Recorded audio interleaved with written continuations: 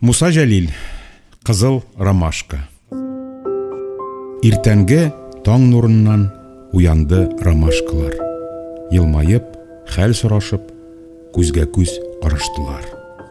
Назады җил аларны, тибрәтеп ак чукларын. Таң сипте өсләренә хуш исле саф чыкларын.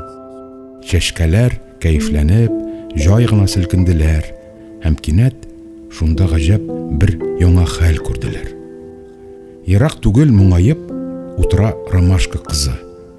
Тик чуклары ак түгел, кан шикелле, кып-кызыл. Ромашкалар бар да ак, аерылмый бер-береннән.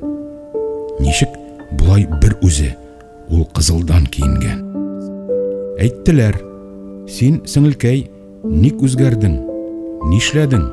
Нидән кызыл чукларың? Нидән алсу төсләрең?" Әйтте кызыл ромашка: "Төнлә минем яныма ятып батыр сугышчы атты дошманнарына. Ул бер үзе сугышты, 15 укчыга каршы. Чигенмәде, тик таңда яраланды кулбашы.